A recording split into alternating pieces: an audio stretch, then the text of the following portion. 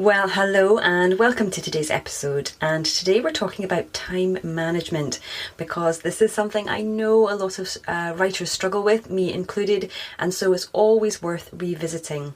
So today I highlight 5 blog posts that will help you find tools and strategies and ways that you can manage your time more effectively so you can get more writing done. So let's find out what they are.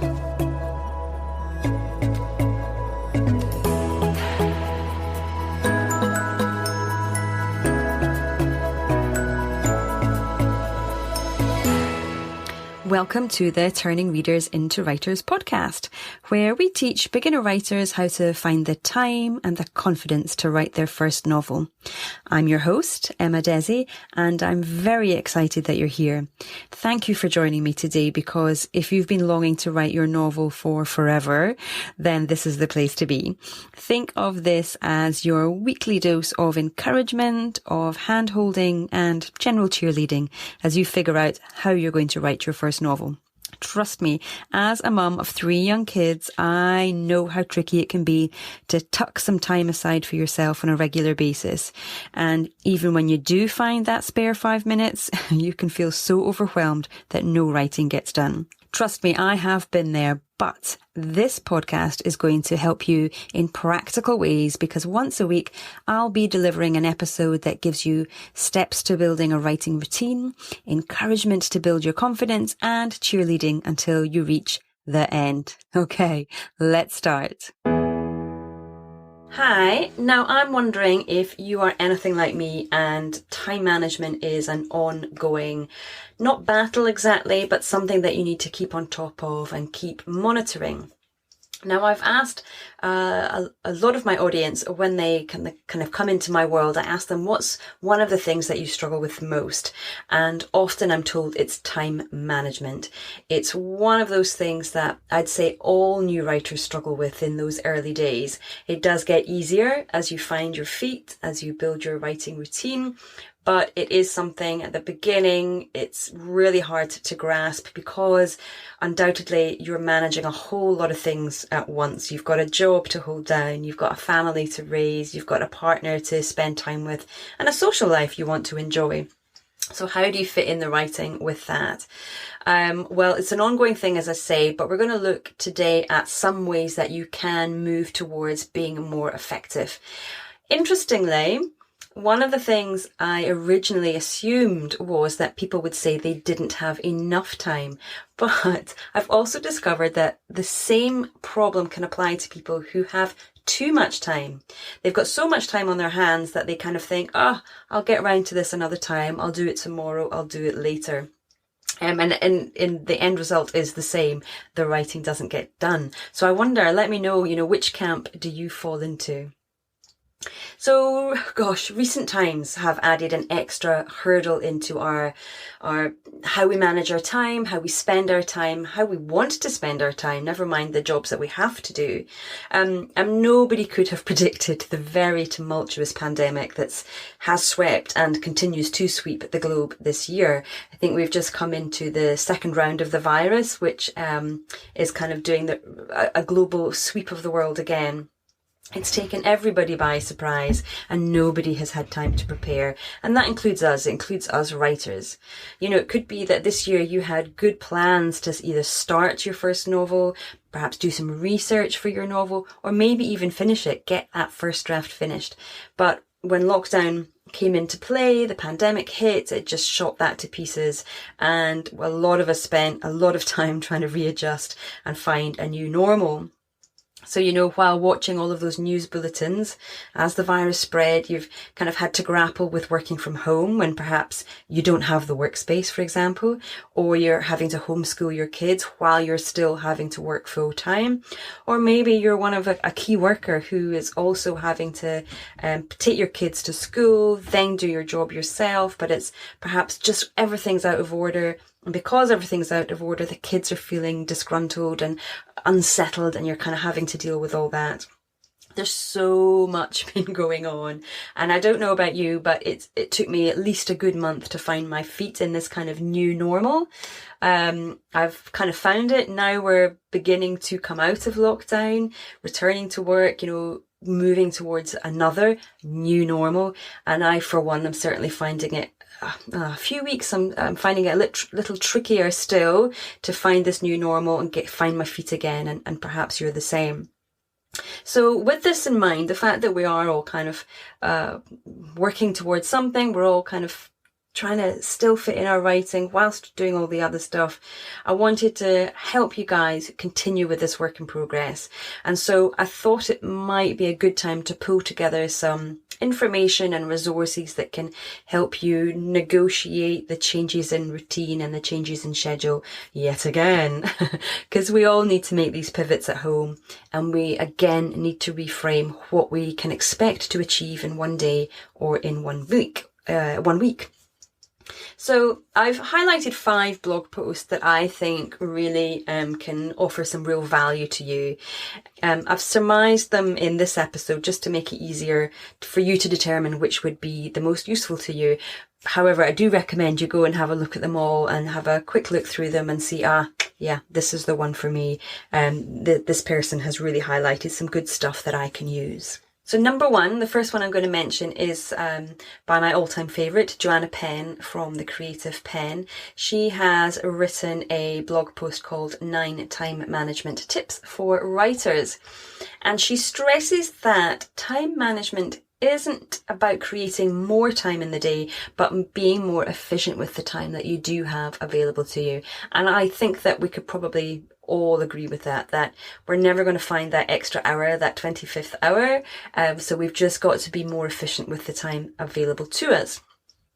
And she suggests that the first step in doing this is actually working out how you spend your time. So if you know how you spend your time, you'll see what it is you enjoy doing, where you want to be spending your time, and also the things that you're doing that you don't particularly enjoy. And she's given us some simple strategies to work out both of those things, how you spend your time and how you want to spend your time. So for the first question of, how are you spending your time? She recommends keeping just a very simple log. She suggests splitting it up into 15-minute segments, and you can fill them out as often as you need to throughout the day. And after doing that for a week or so, maybe even 2 weeks, you'll find out how you genuinely spend your time. It's much like a food diary. I don't know if you've ever done this, but you think you eat one way, and then when you're trying to lose weight and you actually keep a record of what you're eating, you discover that you're actually spending a lot more time eating things that are not good for you and not enough time preparing the food that is good for you. And this is very much mirroring that with how you spend your working time. So it'll help you see whether, how much time you're spending commuting, how much time you spend in meetings or on emails, and of course, how much time you spend on social media and doing the slightly more fun stuff. Do you spend a little more time than you thought playing Angry Birds or Candy Crush? I think that's something that gets a lot of us. So you can work out, how you spend your time in your day job, but then also how you spend your time in your free time. So that's a really simple way of figuring out, where you are now, how you're spending your time right now. The second question to be answered, she says, is how do you want to spend your time? What is it that you're trying to achieve? What's your goal for your writing? Do you have a milestone in mind, for example? Perhaps you want to get to the halfway point, or maybe you're already at the halfway point and you just need to get to that really big climax of the story. What's the goal that you've got at the moment? What's that milestone you're trying to achieve? Now, it doesn't need to be something that is done in the next week. It could be something that you've set yourself, you've given yourself 6 months that you want to achieve this in. So maybe it is a full first draft and you've said, okay, I've got 6 months to do this first draft. How am I going to do it? So once you know what it is that you want to achieve, once you've got that goal in mind, then you can have a look at the time log that you've got and look at where you can make some changes to create, well, as somebody said, creating room for your passion. room for something that you love. And only once you know how you spend your time can you see how you can change that time spent and make it more efficient for you. She then goes on to outline the 9 ways that you can maximize your time to make sure you get your writing done. And this can include, making use of your work downtime, maybe at coffee breaks or lunch breaks. She also makes the suggestion of batching tasks, maybe saying no to something that is asked of you. And then, of course, delegating jobs out to other people so that will give you more room. Now, that could be at home. Perhaps you need to ask your family for some help to say, look, I want to do this writing. It's really, really important to me. I need help from you guys. Is there any jobs that you can take off my plate that would help me? My number one tip, though, I've mentioned this in this week in my Facebook lives, but my number one tip for anybody who's trying to find more time in their day is to change your smartphone settings. Switch off all of those notifications, and that really, really will make a big difference to your day. But Joanna goes into a lot more details about all of these things, so I recommend going to have a look at her this blog post, and she'll help you with that. And with all of these, I've put the links in the show notes. The second blog post I recommend is written by a lady called Debbie Young, and that's for the Self-Publishing Advice website, which is part of the Alliance of Independent Authors. Debbie recommends that you take a business-like approach to your time management. And if you've worked in the corporate sector, if you've been a consultant, for example, this might really resonate well with you. She says that by keeping a check on how you spend your time, you can be more realistic about what you can achieve in a day. You can schedule in downtime even to make sure that you're recharging your batteries, and shed that feeling of, that you're running on the same spot, that you're in that hamster wheel where you're never getting anywhere. She highlights some time management apps. Some of these you will have heard of, some I hadn't heard of, but they are a really good way of keeping an eye on how you're spending your time. The 2 apps that she mentions in particular are pacemaker.press and rescuetime.com. And there's another one that she also swears by, which is toggle.com, TOGGL.com. Again, I'll put links in the show notes to these. The third blog post I want to mention is by a lady called Maggie Linders. Now, she's writing more from a business point of view, a business writing point of view, rather than an author point of view. So this article has come from freelancewritingriches.com. So Maggie's put together a list of 15 time management tools that you can use to track exactly how you spend your hours. They include, more well-known ones like Google Calendar and Evernote, but there's the one that I mentioned above called Rescue Time, and then there's another one called My Life Organized. She outlines how each of them work. There's some screenshots of the apps themselves, showing you what they look like. And then she highlights the pros and cons of each of these apps, so you can get a quick preview or a quick overview of what one might suit you and the way that you work. She emphasises, much like I do, that time management for writers of any kind is absolutely essential. It plays a huge role in your productivity, how happy you are, and then at the end of the day, how many books you get written. So she does suggest that, if you're having trouble staying focused, keeping track of your to-do lists, or just generally making better use of your time, then these tools really, really will help you. The fourth blog post that I want to mention is called Making Time to Write, and that's by K.M. Weiland. She's an epic fantasy writer, but also a well-known blogger and someone I've been following for quite a while now. She's published an excellent book called Structuring Your Novel, on, you guessed it, structuring your novel. But she's given us just 2 rules to make time to write. So keeping things very, very simple. But she says that for her, the 2 rules are to be consistent and then also to guard your time zealously, she says. So consistency, you've heard me say this before, and I'm sure you know it yourself. Being consistent is the number one guiding principle that you will hear, about how to get things written. Now, that doesn't mean that you're writing every day, but it does mean that you are writing regularly, and putting in that time every day, even if it's or not every day, sorry, but putting that time in every week, even if it's only 20 minutes each week, that's how you're going to get things done. That's how you're going to make the best use of your time, just being consistent. She does echo Joanna Penn above as well by saying, set yourself a goal. Because once you know what that goal is, then you have something to work towards. You can break that down even to a goal for each writing session, whether it be a word count or a time limit. Time limits probably, if you're really struggling to find that time, the time limit on your writing time is probably the best one for you rather than a word count, because some days it'll take you 10 minutes to write 500 words, other days it'll take 45 minutes. So having, if you're hard pressed for time, then giving yourself a specific deadline of 20 minutes, 25 minutes, that's a great way of just getting something down on a consistent basis. She does emphasize that the important thing at this stage isn't how well you write, but just the fact that you are writing. So you're getting consistent, you're building your routine, you're building that writing muscle with every session that you sit down to write. The other thing that she suggests, is guarding your time zealously. That's the word she uses.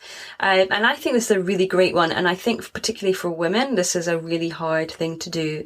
We have the tendency to feel we've got to be able to do everything for everybody all the time. And if we want to do writing as well, it's just not possible. So once you've set that time in your diary, once you've scheduled in that time, you hold on to it, make it non-negotiable. Explain to your friends and family that this is important to you, that this is something you really hold dear and you need their help if you're ever going to get to the end of it sooner rather than later. So do make the effort, do give yourself that strength, give yourself that permission to say no to other people, to say this is my time, it's precious to me, I really need to hold on to it. And then the fifth post I want to bring your attention to is from the Australian Writers Centre, and it's called 5 Ways to Write Your Novel. So most of us start writing when we've still got a day job, or in my case, a full-time parent. And at the time I had 3 children under the age of 5. But for you, it might be doing shift work at your local hospital.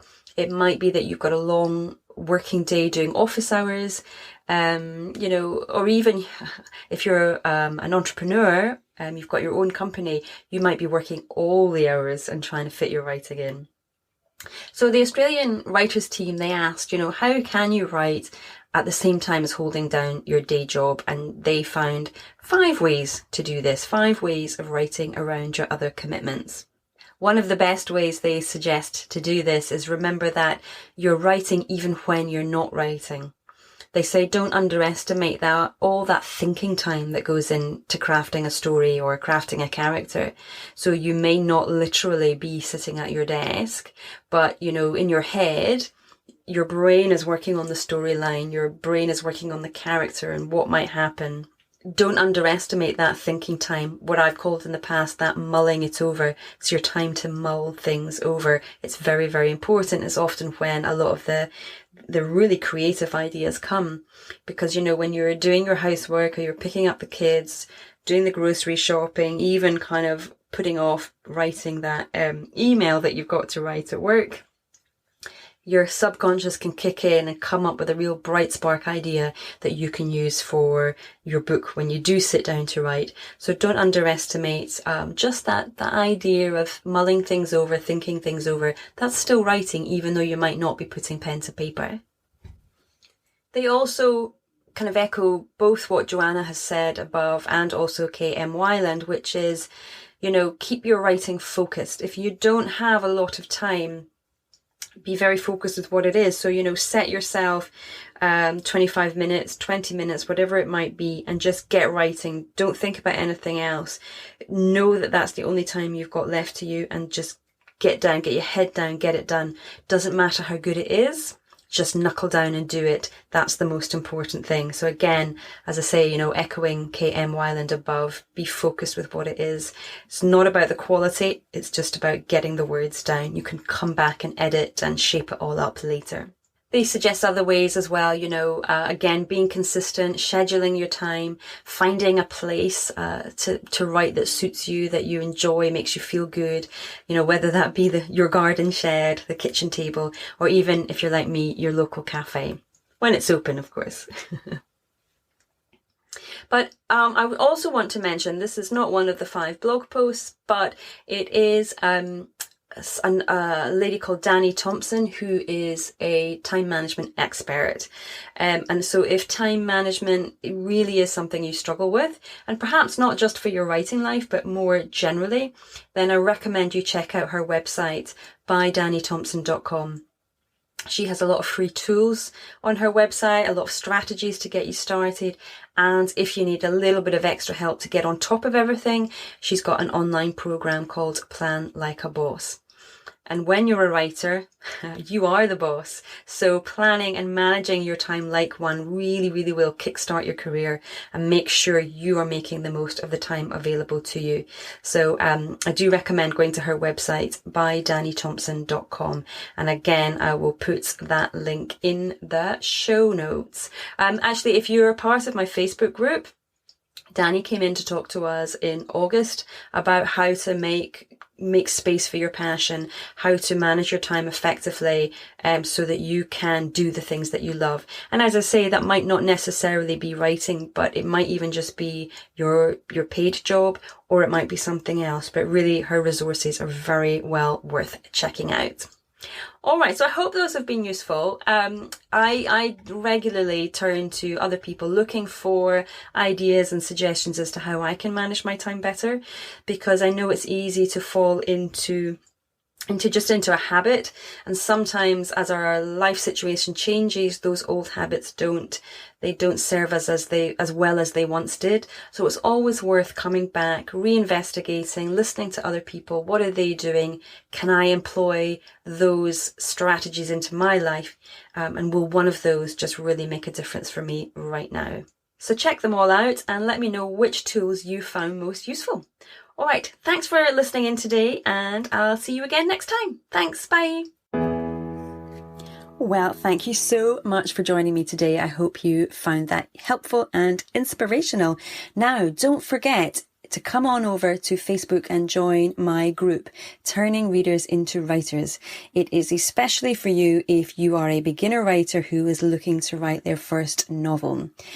If you join the group, you will also find a free cheat sheet there called 3 Secret Hacks to Write with Consistency. So go to emmadesi.com/turning readers into writers, hit join. Can't wait to see you in there. All right. Thank you. Bye-bye.